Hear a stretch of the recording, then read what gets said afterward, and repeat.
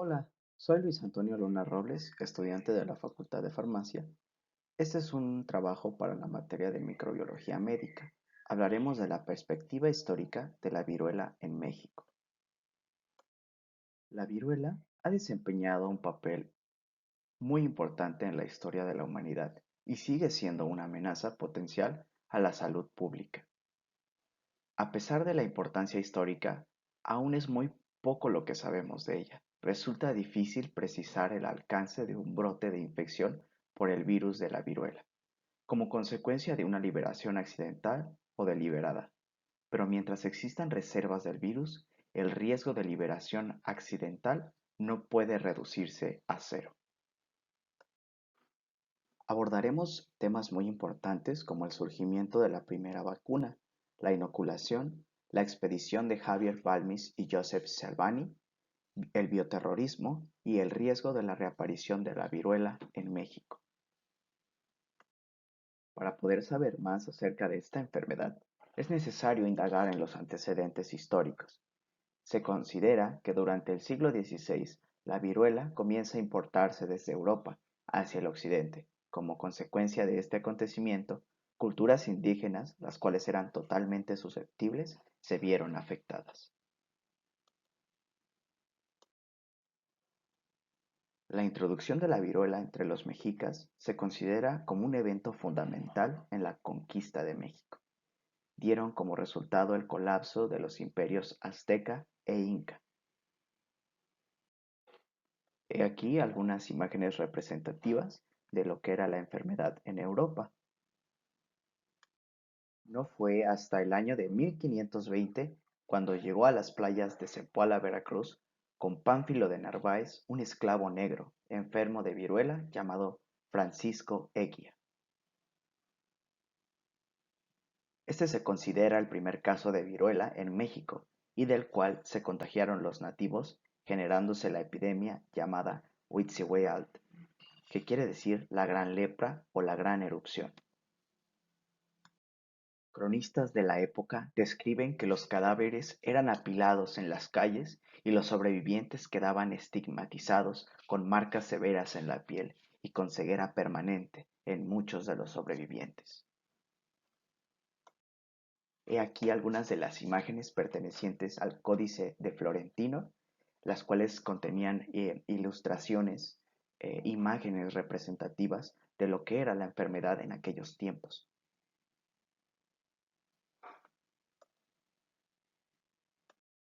En aquel entonces, esta enfermedad era descrita por ser una enfermedad febril, eruptiva, grave y extremadamente contagiosa, cuya erupción se representaba de forma vesicular y postular, no existiendo tratamiento específico.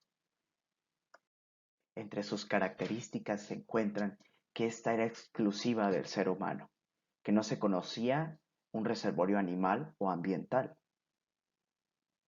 Basados en observaciones, pudieron darse cuenta que esta enfermedad requería de un contacto íntimo de persona a persona para poder contagiarse, siendo las más susceptibles a esto las vías respiratorias. Con la perspectiva actual de esta enfermedad, nos podemos dar cuenta que las ideas que se tenían en aquel entonces no estaban tan erradas. La viruela resulta de la infección aguda del virus variola, que pertenece al género de los ortopoxvirus. Existen evidencias de esta enfermedad que datan desde los años 10.000 a.C. Un aspecto muy importante es que actualmente no se ha registrado ningún caso de viruela desde 1977. Entre las características relacionadas al contagio se encuentran que la viruela puede ser transmitida de una persona a otra por medio de la inhalación. Existe otra vía menos efectiva que es por contacto directo. El contagio es más probable durante los primeros 7 a 10 días tras la aparición del exantema. Una vez formadas las costras sobre las lesiones cutáneas, la efectividad disminuye. La viruela ha tenido un impacto profundo en la historia de la humanidad y en el establecimiento de las sociedades actuales. destacándose como una de las enfermedades con mayor potencial devastador. A menos que se haya documentado una exposición en el laboratorio o se sospeche de un brote debido al bioterrorismo, solo los pacientes que se ajustan a la definición clínica clásica de la viruela deben ser sometidos a pruebas, debido al riesgo de que éstas arrojen resultados falsos positivos. Entre las técnicas de diagnóstico empleadas existen el PCR y la microscopía electrónica. El diagnóstico de la viruela se confirma a través de la documentación del DNA del virus de la viruela con PCR en muestras de las vesículas o las pústulas. El virus también puede identificarse con microscopía electrónica o cultivo viral de material raspado de las lesiones cutáneas y posterior confirmación por PCR. Para llevar a cabo el experimento de amplificación es necesario conocer, al menos parcialmente, la secuencia del fragmento a amplificar. Esta técnica consiste en replicar una y otra vez el mismo fragmento de ADN. La técnica de PCR nos va a dar la detección y el diagnóstico de la presencia de este virus. El tratamiento de la viruela suele ser sintomático, con antibióticos para las infecciones bacterianas secundarias. Puede considerarse administrar el antiviral Cidofovir. Actualmente no existe ningún fármaco autorizado para el tratamiento de la viruela. El aislamiento de los pacientes con viruela es fundamental. En los brotes epidémicos limitados, los pacientes pueden aislarse en un hospital en una habitación sometida a presión negativa equipada con filtros de partículas de alta eficiencia. En epidemias masivas, puede ser necesario el aislamiento domiciliario. Ahora hablaremos del control y la erradicación de esta enfermedad. Este es un acontecimiento que le podemos atribuir al científico Edward Jenner. Edward observó que quienes se infectaban de la viruela de las vacas, una enfermedad leve y sin secuelas, no padecían la grave viruela humana. Para, para comprobar su teoría, Edward desarrolló un experimento, el cual consistía en un ensayo que probablemente el día de hoy lo hubiera llevado a la cárcel. Edward infectó a un niño con viruela vacuna adquirida por una ordeñadora de vacas llamada Sarah Nelmes. Posteriormente lo inocularon con costras de una paciente de viruela. Pasado un tiempo, se dieron cuenta que esta enfermedad no lo afectaba. De cierta forma, se mantenía protegido. Este experimento sin duda había sido el comienzo de una nueva era en la historia de la medicina. Precisamente esa primera infección contra la que se dispuso de una vacuna ha sido también la primera en haberse declarado en 1980 erradicada del planeta Tierra, gracias a aquel primer paso dado por Jenner.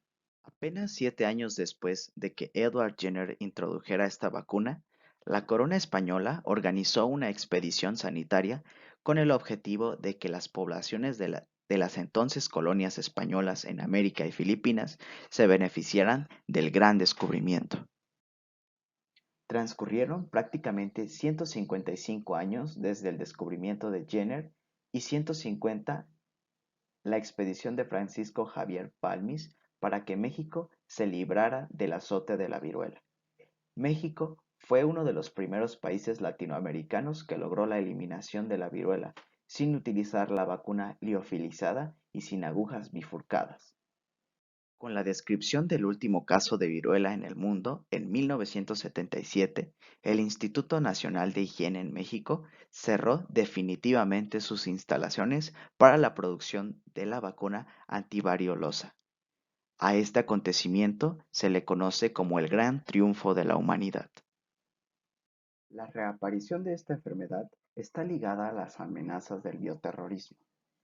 En los años subsecuentes de esta enfermedad, el científico ruso Keck Alibek, quien era el director del programa de producción de armas biológicas en Rusia, reveló al Servicio de Inteligencia Internacional de los Estados Unidos y de Inglaterra los planes de producción en los años 80 y 90 del virus variola como arma biológica por parte del gobierno ruso.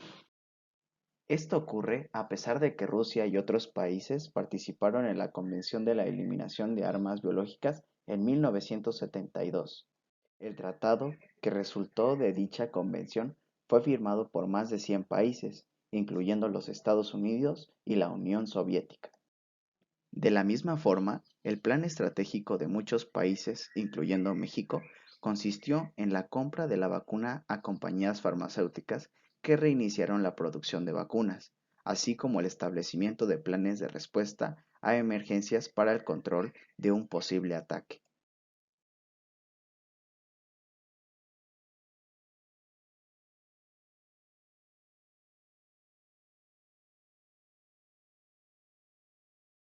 Como conclusión a este tema, podemos decir que aunque la viruela es una amenaza antigua para los profesionales de la salud que están egresando en los actuales momentos de las universidades, es nueva. ¿Cómo poder hacer frente a este enemigo al cual no sabemos reconocer? Por otro lado, tenemos que mejorar y reforzar nuestra capacidad para detectar y reaccionar ante las enfermedades infecciosas, lo que nos dará la capacidad para hacer frente a un ataque bioterrorista.